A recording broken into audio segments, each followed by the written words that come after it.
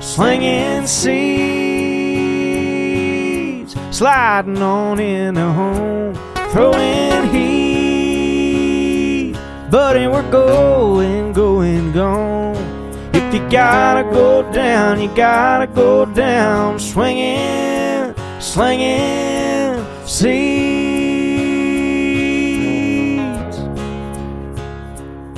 It's America's favorite pastime. Come on, let's have a good time, slinging seeds. Yeah, we're just slinging seeds. Hey everybody, welcome to another week of Slinging Seeds. I'm your host, Kyle Evans. This is my host, Doug Adams, and our special guest today, Mark Clausen. Mark, often in my conversations with Doug, you're brought up quite a bit. Doug, can you go ahead and tell us why? Yeah, so I think it's fair to say that I've coached more games with Mark Clausen than any human on planet Earth. Met Mark in a adult basketball league. We used to play it on Tuesday nights. Still my favorite sport, right, to play. Like, I loved playing basketball growing up and all that. So met him in a adult basketball league. We used to play in it Tuesday nights in a church up in Miamisburg. Him and a guy named Paul Reeser. So we'd play in this league, and Paul and him had convinced me to come work with their kids in hitting because they were struggling. So obviously a lot of people know Kent Reeser, and we started working with Kent and Jake at the old facility that we had in Miamisburg that looked like the Saw movie warehouse. I had just been through some personal stuff that year in 2012, so I was going to take a year off of coaching, and Mark didn't let me. So Mark convinced me to come coach with the 14U Miamisburg Bombers. I wasn't in charge. Mike McManus was the head coach. Wasowski, Clausen, Reeser. And Reeser had stepped down as a coach that year, Paul did, and they wanted me to be the other guy. So I came in, got to coach a little bit of third base, got to kind of run the day-to-day operations. We had another coach named Chris Breska, who was technically the hitting coach on that team, and all that. So, and then from there in 2013, that's because the Canes took that 1 year off. We came back in 2013 with a 15U Canes team, and we built a roster and went through that. And then he coached with me through the 2016 group with 1 year off when Jake was done playing, and then he came back for the 22s, the Ben Zink, Evan Fry team, Jackson Duncan, Mason McElroy, Peyton Castley, Owen Tedder, all those guys. And he coached with us. He coached with them through their high school journey in our 22 class here with the Canes. And we think we placed 25 athletes in that class as well. So obviously he was my right-hand man for a decade. He kind of we always did everything together, and as good an infield coach as I've ever met. He's phenomenal. He was consistent. You know me, I care a lot about throwing the ball hard and hitting the ball hard, right? Not a big defensive guy. Frankie has done an incredible job with our infield. Mark was our guy before that. Well, Mark, go ahead and tell us a little bit about your relationship with Doug, how it started. You mentioned that you and Jake came together. Mm-hmm. Tell us a little bit about that and the expectations that you and Jake set. Well, like I said, Jake was struggling with hitting, and had an opportunity. I was playing basketball with Paul Reeser, and he's like, "Hey, I know this guy Doug, and he's a pretty good hitting coach from what I hear. You might want to talk to him." So asked him to come take a look at Jake, and it was really apparent very quickly that he understood what he was doing. He knew what he was doing, and he knew, better yet, he knew how to communicate with my kid to the point that he understood what he needed to do to get better. So, like you said, he did come on board as a coach. So, just from a parent, just on the outside looking in at this new guy that I just met, it was really apparent, a couple of games into it, that we had the wrong guy in charge of the team. So, and I love the McManuses. I love Chris Breska is one of my best friends to this day. But yeah, we needed another hitting coach if we were going to improve and our kids were going to get better. So. By the end of that season, it was clear that he was going to take over, and we decided to get back into it. From a relationship standpoint, Doug was a really young guy. I mean, I'm 55, and how old are you now? 40. 40. So yeah, 15-year difference. The thing that was really interesting for me is the way that he approaches the game is more of a life-based scenario. So the way that he approached it was, hey, non-parent coaching staff is what he was interested in doing. Even though I was a parent, I was a guy that understood that, hey, my kid needs to earn his spot, and I was okay with that. The kid wasn't. He was decent. He's a pretty good ball player, so he got to play. But I didn't mind if he sat the bench. If he deserved to sit the bench, I don't care. So I'm kind of unique in that way, I think, from a lot of parents. But he really taught me how the game resembles the struggles that we have in life with our jobs, with our families even, which I really didn't make that connection before because it was just a game that we played. But once we started doing the competition-based, playing time, it really resonated that hey, this is kind of like being at my job. If I want to succeed, I have to be better than the other guys in order to succeed. So even though he's 15 years younger than me, I learned a lot about the game and a lot about life in general from this guy, even though he was a kid to me anyway. Right. He was still really young. So, from a relationship standpoint, it's been really, really cool to see Doug grow up as well, and the different things that he's accomplished in his life from the time that we met to where he is today. I don't know, really proud of him. Sure. So obviously one of the things that I always appreciated with our relationship was that we could be brutally honest with each other. And I don't want this to be a shot at anyone else, but I think sometimes not sometimes, all the time, the assistant coach position is the toughest position in coaching, right? You're not the head coach. You don't get all the credit. You're the number two, right? Right. And you're the number two for a decade. We had battles, but nobody ever saw them, right? What advice would you give to that guy who just got his first assistant coaching job? What would you advise him to be successful in that role because you were so successful in it for such a long time? Looking back, and I think that we did have a couple of outward spats, where people were probably privy to things that they probably shouldn't have been. So I think if I had it to do over again, though, it's a marriage. That's the closest thing I could say with that is, as an assistant coach, your job is to support that coach, even if you disagree. In front of everybody else, you're rock solid, shoulder to shoulder, and yeah, I got your back. And now behind closed doors, you go have those conversations, and you guys work it out. And hopefully the coach that you are supporting, though, is also open to listening. And although Doug was not a guy that would listen immediately, I would give him credit he is a guy that, even though he might disagree with you right now, whenever he would go home at night, he would really think about what you had to say. And then he would come back the next day and have a conversation about, hey, you know what, I thought about what you said. And, there were times that he absolutely would change his mind. How come I get phone calls at 11:30 at night? You still do, for the same reason, once I think about it. That's right. Isn't that cool, though? Because he is strong as a personality is, that he is. Not only that, but he's usually right. So in most cases when you're talking about the game, he's usually right, especially when it comes to managing and player development or whatever. He's always been really good at understanding that you have to coach different kids differently and how to get, the best out of the player. So I don't know. I saw that difference in that maturity because he definitely was a little bit more stubborn and controlling at first because it's a trust thing. He has to trust you. So as an assistant going in, if you've earned the job of being an assistant, that head coach trusts you and trusts your opinion, and definitely just be a brick wall, be a partner in front of everybody else, and then behind closed doors, do what you got to do. But you can't be better if you don't challenge. If you're a yes man, your team's never going to be better. Your coach is never going to be better. I know even in my job, managing at my work, I hate yes people. Hate it. You can't grow, you can't get better, you can't improve without people, challenging you. Now, and that doesn't mean just challenge you just for the sake of challenging, but bringing ideas or bringing suggestions to the table that are creative and make sense, so that person can get better as well. Yeah, no, I agree with you. Doug has kind of been like, I'm trying to reference this the right way. He's been kind of like my big brother ever since I met him. And the reason I say that is because he's always kind of looked out. You know what I mean? Mm-hmm. And even when in the moments when I'm stubborn and I still feel like I'm right, he continues to remind me, like, hey, no, there's more than one side to this. You know what I mean?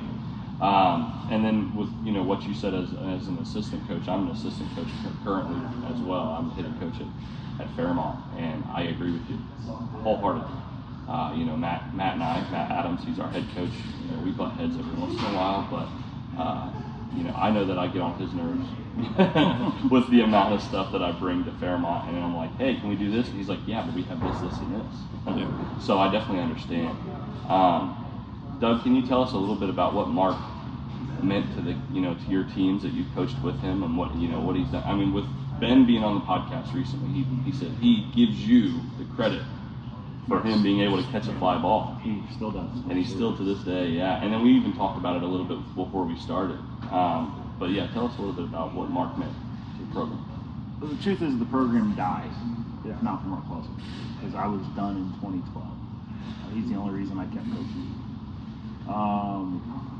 Hey. What? So the truth is, I was done in 2012, and he convinced me to keep coaching or come back and try it. And realized I still had a passion for it. I just had to get through some personal stuff first. The truth is, the Canes don't have 2012 or 2013 to 2023 without Mark Clausen. They would cease to exist. My guess is that this facility is not standing without Mark Clausen. That doesn't happen. I would say that my family doesn't look the way it is without Mark Clausen. Wow. I wouldn't be the father I am without Mark Clausen. I wouldn't be the husband I am without Mark Clausen. And that's true because he's that big brother figure that has always supported me in public, and then will shoot me a text or a call and tell me I'm wrong. And we can have a behind-the-scenes conversation. And one of the things I told Mark 10 years ago very cleanly was, do not come at me without the why. Because he used to say, hey, I disagree with that. I said, cool, where's your why? And I used to frustrate him with that comment. But when you come to me with a complaint or you come with me with something you want me to change, you better have the why. You better say, hey, I don't like that you're doing this. Here's why I don't like it, and here's how and you better have the solution as well. Here's how I think we should do it. And then we can find somewhere in the middle. And all those things is he's created who we are as a team. He's helped create who we are as a program. He took us a really long way in our organization with our structure. Him and I building the stationary practices that you see me run, with infields here and catchers there and outfields over there. And a lot of that goes back to time with Mark 2012, 2013, sitting at his house, eating Mammal's food, and coming, watching a game or whatever, and coming to a conclusion on what's best for us. And credit to Frankie Russo, he's taking it to a whole nother level. It's totally different now, and he's taken it to an amazing level, and that's credit to Frank. But the groundwork was laid by Mark. Me and Zach did everything we could, but we never would have been where we are now without Mark Clausen. It would have been physically impossible. We couldn't have done it without him. He has done sensational things for our program. He's done sensational things for our players. If you talk to Brian Corbett, Kent Reeser, Ben Zink, Theo Winings, pick the name you want, Evan Fry, they all will tell you how much they love Mark Clausen. And there's a reason for that, because he genuinely loves his players. He genuinely loves everyone around him. And he's as good a man as there is. That's a big testimony. Yeah. Oh, I had to recenter. That's a lot. That's a lot. You can tell the relationship between you guys is great. That's a lot, man. Thank you, brother. And I kind of, looking at you guys and hearing what you say, I relate a lot. So I think that not only that, but Doug's my mentor. Mm-hmm. And a lot of the things that he's telling me that you did for him, you've done for me. So I guess I'm just looking at a reflection of my mentor here. So. Well, the funny part about that is I feel like he taught me just as much as as he's given me credit for. I mean, I think I've learned just as much from him. I think that's what makes for a healthy relationship. Yeah, for sure. I think that's crucial. I mean, I guess the other thing I want to go to next is very clearly the 2016 group, mm-hmm. right? So I think 23 guys played on that team. Obviously, you were there for a lot of it. But you had, obviously, Jake played with those guys, but Brian Corbett, Noah Stockman, Corey Snyder, Corey Arnold, Mason Sherrill, Kent Reeser, Tyler Wilson, Dustin Sawyer, Stephen Melton, like all those guys, right? That team was pretty special. I think they lost 8 games in their last 2 years, counting fall ball and summer combined. Yeah. I think they were 83-8. I think their last 2 And that years. was playing a good schedule. That wasn't playing cupcakes. Yeah, we didn't play cupcakes. So, No. little bit about that 2016 team. I know he likes to hear about the former teams because I reference them a lot. From another guy's point of view, tell us a little bit about the 2016s were as a team and what they meant to you. Well, I think from a coaching standpoint, it's the first time that I took a group, from being 13 years old, 12, 13 years old, and then up through high school. So to watch the kids grow, to watch them evolve, and to watch them realize their dreams, which, that we were a, college-based, competition organization, which, everybody had the goal to go play college ball. And then what was it? How many kids? 23. 23 Well, that got offers. Yep. I mean, that's insane. I don't know, and that's something that as a kid growing up that you just think about it coming from where I come from. That wasn't achievable. And who the heck goes to college to play baseball and gets an education and does what they want to do? That just doesn't happen where I come from. Which it did, but of course, in my little bubble of my world when I grew up, it didn't seem like it was something that was achievable. So to be able to help those guys all realize those dreams was just really special. I was disappointed that my kid didn't want to go that route anymore. Once he hurt his arm, he lost the passion for it because he wanted to pitch. Mm-hmm. It didn't matter that he was a good hitter, and it broke my heart. And actually, the year that he quit, the thing that hurt me the most wasn't that he wasn't playing baseball. It's just I knew we weren't going to spend those summers together anymore. That's the thing that you miss. Was having the opportunity to spend that time together, because once that was over, it was over. So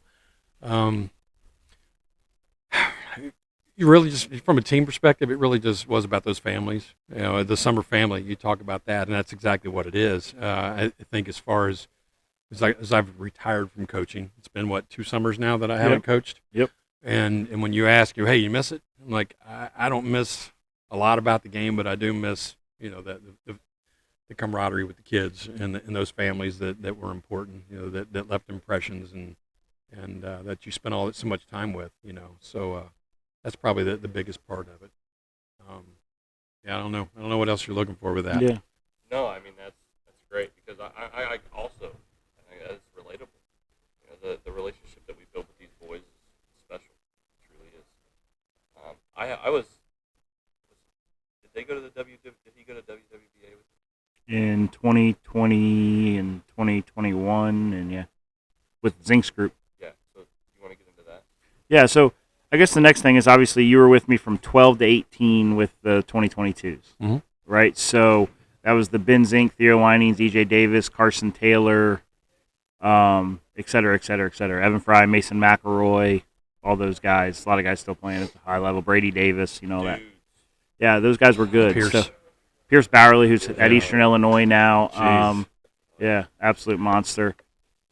So, first, as a coach, as a guy who's been through 2 groups from a youth age all the way through the high school level, what did you try to accomplish with the 22s that you feel like you missed in the 16s? What did you learn going into the second group when you said, okay, I'm going to do this better with this group. I really want to be better over here with this group. What did you learn when you got your so-quote second chance? I think the first group was more relationship-based versus the second group. I was able to separate a little bit of that, where I was really close with a lot of those people, a lot of those families. And maybe that's good or bad, but I think from a program standpoint, it was better that I was able to I could get close to the kids, but families I kind of kept a little bit, at arm's length, that I thought was better and healthy, so that it didn't play into any of the coaching and didn't play into any of the. I don't want to say there was any kind of favoritism, but obviously, whenever you care about somebody that's really real close to you, you probably show them a little bit of something that maybe you don't show somebody else that you're not close with. Right. So I tried to make those relationships be consistent so that I could be more consistent with my players. I felt like I did a much better job of being able to separate that part of the game so that it was completely. I knew that the best team was on the field, and then the best work that I could do with those kids was being done. Before we get into our next question, it's going to be a quick word from our sponsor. If you're planning a move and you need assistance in your plan, our proud sponsor, 2 Men in a Truck, is dedicated to making your process stress-free, as simple as possible, and they also pride themselves in selfless service.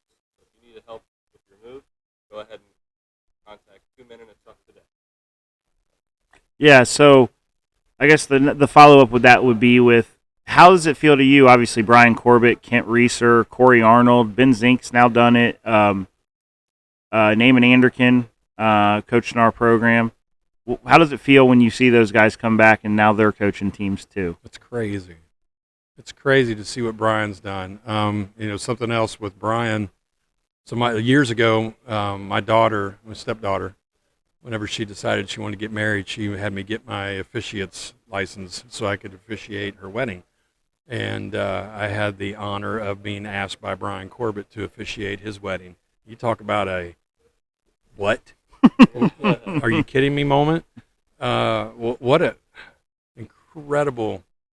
It was an absolute honor just to be asked to do that. And what the fun part about that is a lot of people that we coached against were at that, or coached with and against, were at that wedding, and afterwards they were like, "You actually did pretty good." I didn't do too bad. My wife did a great job of helping me write everything that we did. So now it's really cool to see all the different guys coming back and giving back. You've got hitting. It starts with Casey Clapp and Max Ramsey. Mm-hmm. Coming in and doing what they did. As Casey was a group that you coached before we met, or right whenever we met. What a great human he is, and what a great family he comes from. That's the one thing that I see, and that's really common with a lot of those guys that are coming back, is just really, really good families.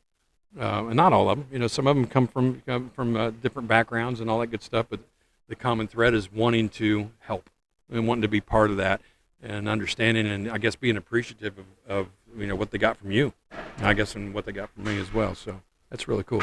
Yeah. So next thing, obviously, you talk about Casey, and obviously you and Casey have gotten really tight. Obviously, he coached with us with the 2016 team, and as did Max Ramsey. Right, Max is still doing catching instruction at P413, and but one of the things when we go into Casey, amazing family. Not a lot of people now have seen or had those conversations with Charles. So, and obviously we still wear the CH on our jersey. We have Charlie's Clubhouse, where if you donate merchandise, come in, bring in your old merchandise. We'll donate it to a rec league or players that need. Tell us a little bit about your relationship and what Charles Hunnell meant to us as a program. That way it's not always just me telling the story. Well, so Charles didn't need to be at a game, but Charles was at everything. When we traveled to Nashville, Charles was there before we got there. When we traveled to Georgia, or whatever, he was there before we got there. He would be the first one to get there and the last one to leave, basically. He's the one who came in and said, "Hey, I want to help," and he would basically take care of a player and sponsor a player every year, as far as I'm aware. Mm-hmm. And actually did that a lot. Did that behind the scenes without telling anybody for a long time. Yep. He did a lot. There was a lot of behind the scenes stuff that he would do, just because he loved being part of the program. He loved the game.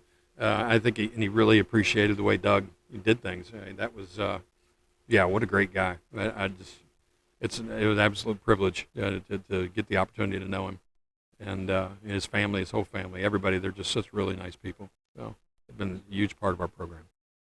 When I first started coaching here, I wasn't aware of what the CH stood for, and I wasn't aware that I was about to get a 2-hour conversation with Doug about why the CH is on our jersey. But that day, I did realize how much Charlie means to this place. It's huge, and I work with the Charlie Clubhouse stuff all the time, almost every day, and he seemed to have left a lasting mark on all of you. Well, I just think in my opinion, Charles showed us what it meant to give back. because he never wanted a pat on the back. He never wanted a credit. He never wanted anything. He wanted to give the kid an opportunity that couldn't afford to play for our program and give them the same training that everybody else gets. So it was always about someone else. It was never about him. So, as I've said, as long as I'm alive and I have my hands on this program in any way whatsoever, that CH is going to be on the jersey. Because everybody needs to know his story, because he taught us all what it's like to live like Christ and be selfless. Yeah, and don't lose that tournament. I don't care if we lose every tournament. That's the one I wanted to win. I wanted that one worse than any other place that we went. Now, I mean, we haven't really gotten into much stories, but Doug, tell us a story, and this has Charles in it, about some decisions he's helped you make. Yeah, so probably my favorite Charles story is we were in Nashville at Sandlot. He was really, really sick, and he probably shouldn't have went on the trip. I believe it was 17U. It actually might have been the year Mark took off for a year. And we're playing East Cobb. And we have to win the game to get the 1 seed. The winner gets a bye. The loser has to play like 8 o'clock Saturday morning. It wasn't good, whatever the situation would have been, right? And obviously you're trying to win the Sandlot National Championship in Nashville. It was a really big event back then. Mickey Hyder did a really phenomenal job running that tournament. It was something that was always important to us. And I think we were at dinner or maybe it was at a game while we were in a game break. And, I went to Charles and he's like, so how do you feel? With East Cobb, this is a great opportunity. The way he would, and he started doing that little chuckle of his. And I said, I don't have a clue how this is going to go. I don't know that we have the arm, because we needed to save a couple arms for bracket play, and I knew we were in. So seed mattered, yes, and it saved you a game, but it's like, I don't really have an arm that I think we can go out there and I'm not sure we can beat these guys. And he's like, Sam. And I'm like, wait, what? And Sam Rain, who ended up playing at Miami-Dade Community College down in Florida, or in St. Thomas. I forget exactly where he ended up, but he's actually now working in the government and doing really well and all that. And he's like, yeah, throw Sam, because Sam was a crafty lefty, low 70s, really good curve ball. He's like, they've never seen anything like that. They travel all over the country. They got these kids from 20 different states. They've never seen anything like Sam Rain. So I was like, okay. So we gave it a shot. We threw Sam Rain. Sam threw a one-hitter against East Cobb. We beat him 2-1 on a walk-off triple by Luke Rain, his twin brother. Dustin Sawyer scored the winning run, and we ended up the 1 seed. I would never even have thought to do that, to be honest, and that was all Charles. A lasting memory, like I said. Oh, for sure. The guy Right. definitely did great things for what you can see. I mean, as far as Mark, I have a few stories. One that I will always come back to almost got me divorced before I was married. So, Jeez, oh God, I don't want to hear this one. so we're in a tournament in this one weekend, and back then we used to try to, at the youth level, I think we were 12 or 13, we try to take 1 weekend a month off. That's how we used to do it, right? So we have this tournament, and it gets rained out. So that next weekend, I'm going to Nashville with Danielle for a soccer tournament. Me, Jamie, and Danielle. Yeah. So Mark looks right at me and goes, "We can't take 2 weeks off in a row." Well, we can't. You can't. You won't let us go 3 days without 3-day practice. rule. You have to play. You have to do something every third day. So we end up jumping in a tournament in Wapakoneta. And my soon-to-be wife, Jamie, at the time, is hot. She's mad. She is mad. It's the only fight I think we've really ever had in our relationship. She was not happy. She was not happy. She's like, "You're supposed to go to Nashville with me. Let Mark coach it. It's fine. Which we said we'd be fine with that. They were all fine with that, and I couldn't do it. No, because I'm committed to the team. Because you're Doug. so we go up there to this tournament, and we win the first 2 or whatever. Me and Mark are staying in a hotel. Jamie's in Nashville with Danielle, and Danielle's soccer tournament, big recruiting event for her. And so the next morning, because that was something we always did back then, was we would scout our opponents. Spent a lot of time doing that. So he's like, the next morning, I think we're the 1 seed, so we're going to get a bye, and we play the winner of the 8-9 or whatever. this tournament on that Sunday. So we go and we're scouting this game. Well, there's a game going on behind us, and we're not paying any attention to it because, honestly, I think it was like the 7-10 game. The two teams weren't very good. And some kid comes down to warm up. And me and Mark are watching this game, and you hear it. And I look over at Mark, and he looks over at me, and I'm like, What was that? What was that? What was that? So we turn around, and there's this 6'1", 180-pound, 12-year-old. 12-year-old. And he does it again, and his name's E.J. Davis. Oh, I think yeah. So, dude. So I mean, obviously EJ was a great running back in the GWAC or in NVL at Sydney. It might have been Sydney. Had a great high school career playing. We're playing running back, and we go over, and we're like, okay, well, we kind of know what's going to happen in this game. So we walk over to watch EJ pitch. I was like, we just want to see it. And EJ throws 9 pitches, 9 strikes, strikes out 3 guys. They lose the game because in this tournament there was a 3-inning rule. There he goes. I tried to hold that one in. Go ahead.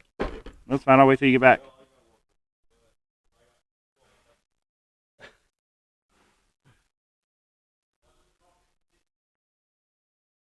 Okay.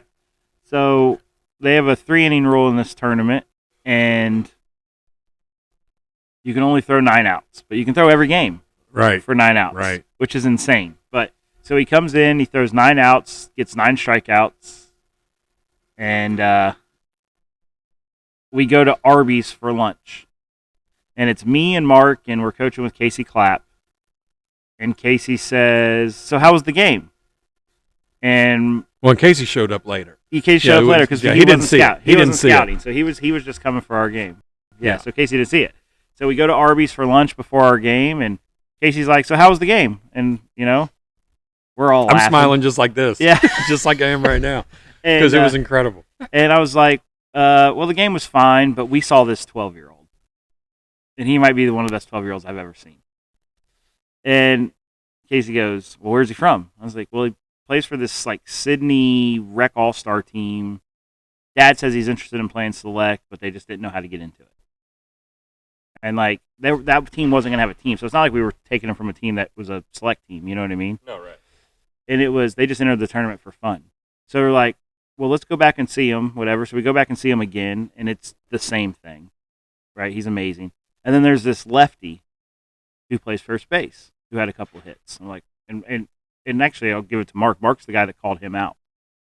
I like the lefty, and he was the first baseman, Carson Taylor, who's obviously now at Ohio State and ended up not playing in college, had multiple offers. He was also a really good kicker for Sydney in high school football. So we end up talking to EJ's dad, and we're like, hey, bring the lefty with you. Talking about Carson. So Carson comes, EJ comes, and I guess the rest is history, right? Jason becomes our pitching coach. Jason's an incredible pitching coach. JT. And Carson's dad, who's now coaching with 12U Engle into the P413 program, right? And Carson's little brother Rose still in our program, and Rose an absolute dog. Rose is a dog. Rose an absolute dog. He played up last year with you on your 12s, right? In one pickup game, yeah. And he went yard. But he did just fine, yeah. So Rose an absolute dog. Love JT. Sarah's awesome. I actually still talk to Carson occasionally. But it was just so much fun. And then so at 13, we found this kid at some random tournament in Wapakoneta that drove Jamie crazy. EJ hit 22 bombs and stole 100 bases in a summer. Yeah, he played where were we? Michigan City. Yeah, Michigan City tournament, and he stole second, he stole third, and he stole home to tie the game. Yeah. It was insane. They knew everybody in the building knew he was going to steal. You couldn't stop him. Yeah, he was so fast. He was so much. Oh God, he was a superior athlete. It's just really pre-momentum stuff too. This is pre-momentum. Oh yeah, no, this is pre-vault. this is straight steal. Yeah, this is pre-vault. No, he probably hit 700 that year, and he probably legged out. Yeah, we didn't at least one infield hit. We didn't add the vault stuff till that group was 13, 14, so it's 2017, 2018. So that was just him traditional steals, just just incredible. Yeah. So I guess the next thing I would say is, what's one of your favorite games that we coached in with the Canes? When you think back to the games. Oh, that's one of my favorite ones. There Yeah. is that game there because that was the home field advantage. That team was supposed to beat us. They were better than we were, and I mean those kids just didn't quit. That was the thing with that group. That group just never gave up. There was no game too big. We had a game against, gosh, what was that team that was from out of town? We were on an all turf field, and like Caleb Cavender hit that ball over that kid's head in left field, and Marucci. Yeah, Team Marucci Out of Louisiana. Yeah. We talked about that on the Ben podcast. Yeah. That was when Jacob Cavender pitched. That was such a big game, and those because that team. I mean, they were stacked. Top to bottom, all 9 positions. Their pitching staff was intact, and our kids were not as talented. Is that the same game Mike lost his mind? No, that was the Indiana Bulls game at 14. Yeah. That was at WCBC. No, but that game though, I mean, the thing with Caleb Cavender is Caleb. No moment was too big for him ever. He always walked in the room like Yeah. he was. Well, he was the guy. Yeah, he was the guy. He always walked in the room like he belonged there, like it was his. You know what I mean? Even though, and it was funny because when they were young, they were bigger kids, but then they didn't grow until they got older. So they went through a couple of years there where everybody else was growing and they still were a little bit smaller. But that didn't stop Caleb from carrying himself. Like he was a foot taller than he was and a lot stronger than he was. And then Jacob Cavender just always surprised you. Like I remember there was a game that we played up at Action where we had Jacob out in left field and he did a Superman dive to steal a base hit that would have been an extra base hit that would have lost the game for us. And he dove, he like laid out completely, which I got a lot of joy out of that because indoors to kind of keep things light, because in practice indoors it gets repetitious and the kids get bored. So we would do something that was just goofy, but we would also, even though it was fun, they were learning how to do things. So we had a mat that was like an old wrestling mat from a gymnasium at a school, and we would throw it out there and we would teach them how to dive. So they learned how to dive, and it actually paid off. In the spring, the game came up and Jacob laid out, and that was from learning how. Because I don't know if you remember, I got some videos of Jacob Cavender being the worst person to dive ever in his life. So whenever he was able to lay out and do that, and the picture is he is completely horizontal with the world. And he's about 1.5 feet off the ground, completely extended. It was one of the most incredible catches I've ever seen in my life, and by the most unexpected person. Now our pitching coach on our 17U team. Yeah. Go Jake. Last thing we get into before we wrap up here, Doug has a question that he likes to ask every single guest, and I'm going to let him ask it. So go ahead, Doug. There's one thing you could change about the game with what you see now, right? Because it's not the game we coached 10 years ago. There's one thing about the game you could change. What would that thing be? It could be a rule. It can be a hypothetical thing. I don't know. The big thing is still just have fun. Remember, it's a game.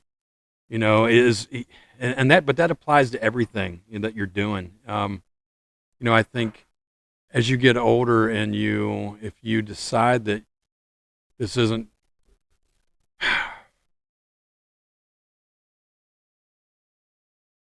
I think it can be a job. This life can be a job if it's not for you. If you don't really love the game, you're probably in the wrong place. So I guess I would say that to a lot of the kids as you get a little bit older. Try to identify what you love in life and go for that. I think kids that are doing it because they think their parents, that's what they want them to say, that's what they want them to do. Like even my kid, I think my kid played 2 years longer than he really wanted to because he was afraid that he would, that I would be disappointed. And the thing that, looking back on it, I probably gave him the feeling of that. It's probably came from me, but I think as a parent, I definitely wish that he would have known it was okay for him to follow his own dreams and do what he wanted to do. I love the game. I think it's taught me a lot. I think it's a great tool, great learning tool, but you got to do what makes you happy. Absolutely. Yeah, no, I completely agree. And that's one of the things that I've said to you, I've said to everybody. I don't believe in burnout. Burnout's not real. It doesn't exist. when these parents go, well, I don't want to burn my kid out. You don't know what you're talking about. Burnout does not exist. It will never exist. If your kid loves it, if it's his real passion, he will never burn out. Right. The truth is, whether it hurts your feelings or not, if a player burns out, they didn't love it to begin with. Yep. It was never what they should have done. So if, quote unquote, they burned a kid out, right? I don't believe that's true, right? Because if I burned your kid out, or if another coach burnt your kid out because he was pushing him too hard and making him work too much and making it feel too much like a job, they did your son a favor so he can find something he does love and does want to put that kind of time into. Agree. 100%. 100%. You can't drop these mics, A couple months going to every game in the world that we could go to, and after every game we would go talk to somebody's parents, somebody's kid, and we built a team that year, and that was a lot of fun. Now I didn't spend a lot of time at home. It was definitely a challenge at the house, but we did a lot of recruiting, and then as far as that next season, whenever it came time to play, we scouted everybody. You know, we weren't real talented, but we beat a lot of teams because Doug's just the best coach I've ever been. As far as managing a game, understanding what kind of talent he has on the field, and then how to get the best out of that player. Just unmatched. Can I get one last thing on one thing? I want to tell you, because you guys asked me earlier about the most, I guess, the thing that I remember the most, that I really a good memory. So my son's pitching at Buckeye Elite, and so this is like a great moment, but also one of the saddest days, because this is the beginning of the end. But it was an incredible moment. So we're at Buckeye Elite. Jake's on the mound. He's throwing as hard as he's ever thrown. He's having, we've got their scouts. This is a big moment for him. Mm-hmm. He's pitching well, and out of nowhere, boom, he beams a kid on first. He walks the next kid, beams the next kid. Bases are loaded, right? Bases are juiced. Doug's like, what the heck is going on? Because he's been cruising along, everything's fine. This is the time to shine, but this is the moment we've been working so hard for so long. So he goes out to talk to him, and Jake's fired up, and he's like, oh, I'm not coming out. I got this. I got this. So Doug's like, okay. You trust him. So he comes back into the dugout, and we watch, and he amps it up a couple of miles an hour, harder than he's ever thrown before, and he strikes out the side. And we're all going crazy. It's huge. I mean, it's a good team. It's a great game. He comes off. We're all excited. And Jake comes over, and he says, I'm done. I'm like, what are you talking about? You're done. You just struck out the side. And his arm's shaking. And he's like, Dad, I'm done.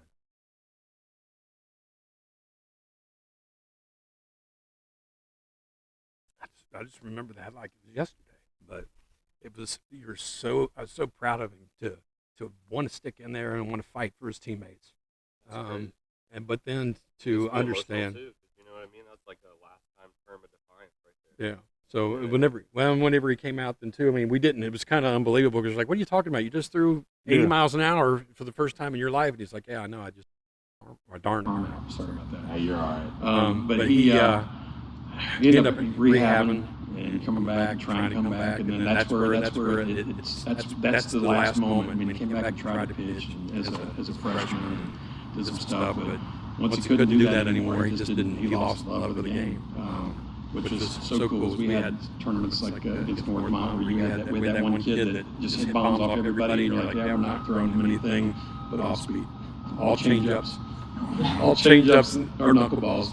One of the two, and that kid never got a hit off of him. It's fantastic. So anyway, I was just no, it was a good thing you did, because you brought me back to center a little bit. It's good seeing father-son moments, because I love my son dearly. Well, you got me, man. Sorry about that. No, it's okay. Yeah, man, I didn't even know that was coming.